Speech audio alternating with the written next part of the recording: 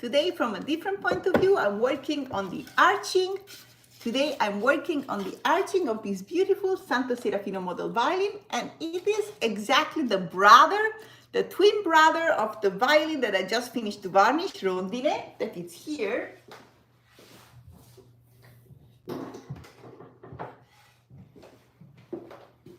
So this is exactly from the same piece of wood. Let's see if you can see better. It was a big piece of wood. I managed to get 2 violins and I was ready to glue the fingerboard on Rondine tonight, but I forgot to turn on the glue. I don't know if it ever happens to you. So while I'm waiting for the glue to be hot so I can glue the fingerboard, I start working on the arching of Pernice.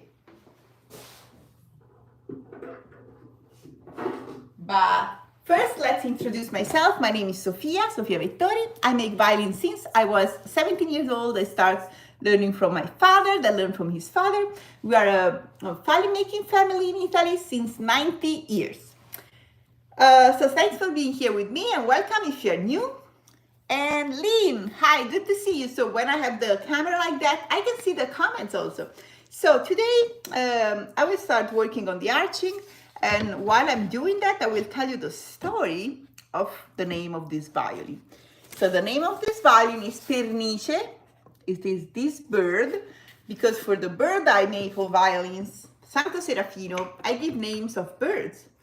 So Pernice, Perdix, is a very special bird and has a very special story. Let me grab my tools.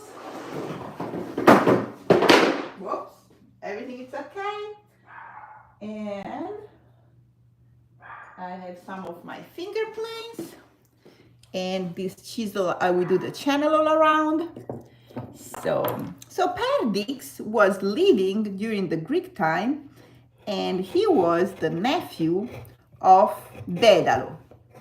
So Daedalo was very famous, and he was an inventor, and he invented. Let me know if you see, if it's not glitching, please. Lynn, can you let me know if you can see well or if it's glitching? If not, I will try to change from Wi-Fi to 5G. Please let me know if you can see well before I go on and telling my story. And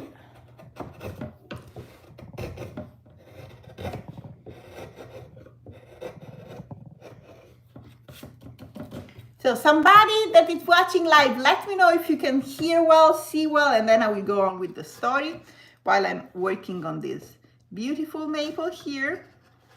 And I will tell you the story of Perdix, the nephew of Daedalo. I can see well enough, looks great. Okay, perfect. So Daedalo was the one that made the labyrinth in Cnosso, in the Isle of Creta, for the Minotauro. That was the beast that was half human and half Taurus. So, and he had a nephew that was very smart and was an inventor too. And Perdix, the one that I'm making the violin with the name of, he invented the saw, the one we are using all the time. And he invented this one studying the teeth of fishes and also the how do you say, the thing that the fishes used to, no, the teeth of snakes and the fin of fishes. And he also invented the compass, so something we are using also every day. And he also invented the how do you say, the throwing wheel for pottery. And then I was just having my pottery class this past month, so I'm very grateful that he invented that.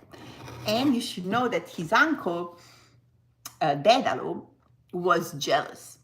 So he was jealous because his nephew was getting much famous than him with all this invention. So one day he was so jealous that in Athene he had Perdix coming with him to the Acropolis on top of the hill, and he just pushed him down the hill, and so faking like an accident. And Athena, that was the goddess, and she was seeing everything because also her temple was up there, So she saw everything, and she wanted to save Perdix. So before he touched the ground, she transformed him in a bird. So this is the bird that Pernice, Perdix, that has the name of the inventor, the Daedalus nephew. And this bird has the particular, how do you say, it's particular because he doesn't like to fly high. He doesn't make the nest on top of the tree or top of the high spot. So he prefers always to fly low because he's afraid of falling because of the story he was born.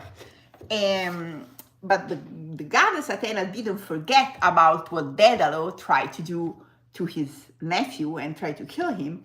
So if you remember, Daedalus' son Icaro is the one that made the wings with wax to fly and reach the sun.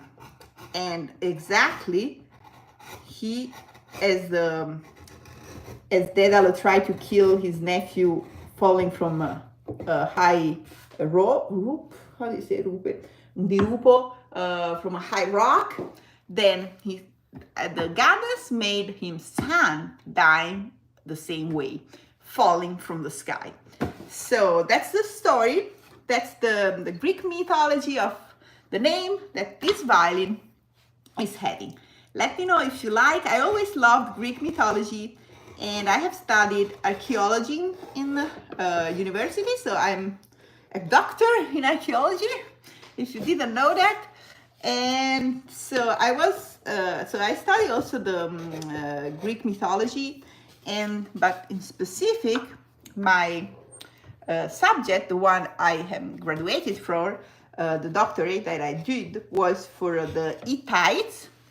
So the Hittites were a population that was living in Anatolia, that is the modern Turkey. And so, yeah, I was translating the tablets written in cuneiform. So, yeah, that's what I was doing. And I always love to study history. And so I love to give names to my instruments that also have a story. And this is a special instrument because it was ordered by a musician that loves also Greek history. And he was reading a video that in his book, Le Metamorphosi, he was telling about this myth. And then when he ordered me a Santo Serafino model violin, and I told him that I will make a violin that will have a name of a bird, he asked me to name this violin Perdix. And I'm very happy to do it, especially because Perdix was the inventor of some of the tools we are using all day in violin making. So that's awesome. So now what I did a little channel all around, you can see. And now the cartella, so the thickness of the edge is already done. So now what I will do, I will raccordare, as we say in Italia. So I will just bring everything together and make this arching beautiful.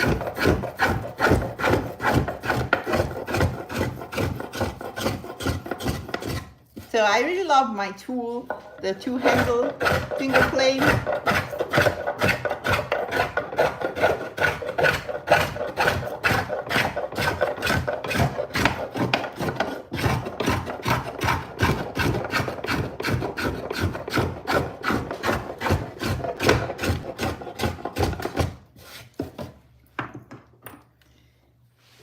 Tomorrow I will have more video also from the point of view so that you can see better what I'm doing and you can see my face. That's better. I don't need to make up tomorrow. So please let me know where you are watching from. And I have so many new friends watching me and new followers, subscribers. So I'm very, very happy that these violin making tales together in the workshop are having success. So when I use my finger plane without the two handles, I always like to have my hand also together So this would give me weight to work, and also my posture is like straight, so I don't have to be like that. So let's say if I move like that, so even when I have one finger plane, I like to have my other hands together. So this way I press and I control better where I take, and my posture is like straight for my back. That's a good tip. Suggest you to try.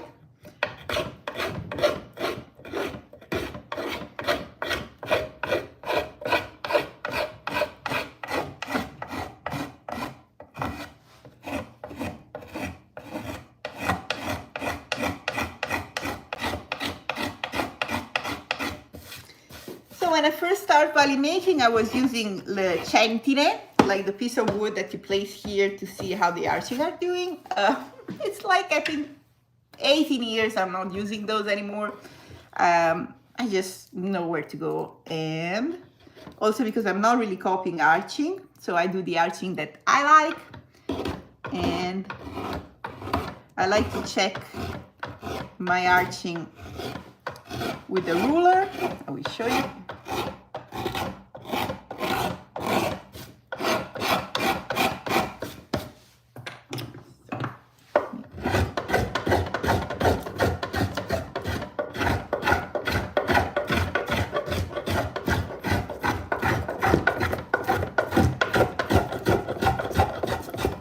So then I take a ruler. Oh, where I have the ruler?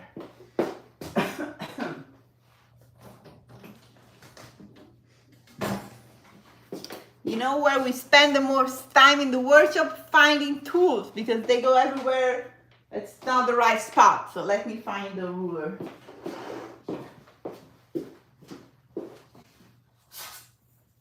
Okay. So I take the ruler and I check like that. So this is a little bit too flat, so I like to have my back like that. My top is more flat. My back it's more arched. My top is more flat in the middle. So I like to do this, the top and back differently.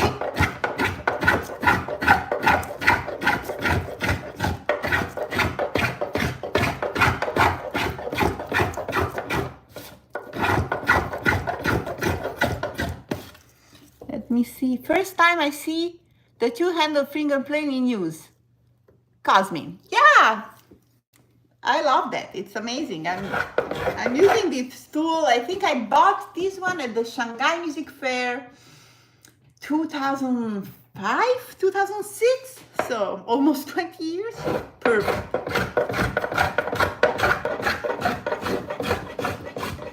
It's really like a normal finger plane. It just has two handles.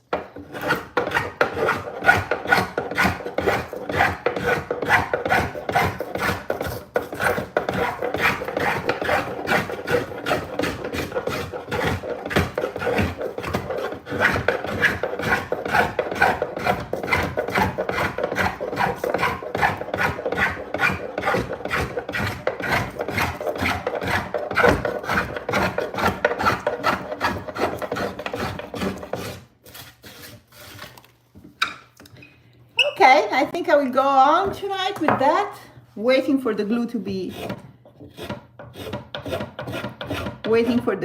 hot.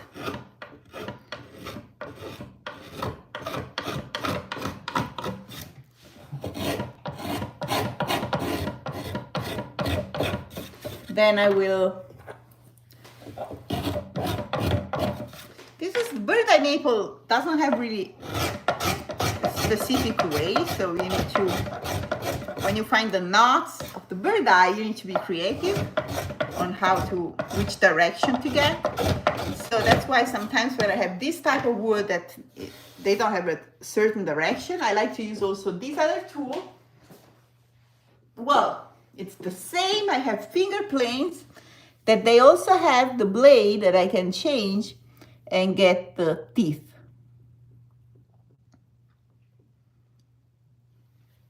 So I have interchangeable blades, and Yeah. So this is awesome when I have spots with the knots of the Birdseye maple, I can just use that.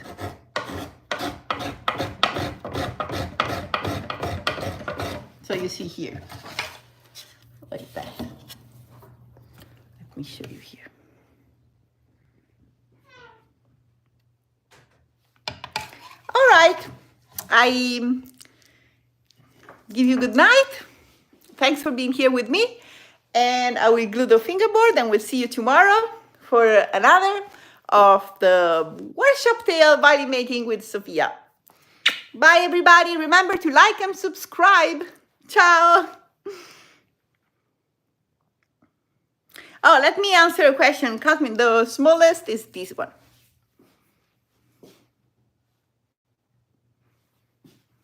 And these are brand CAG, C-A-G. It's the brand.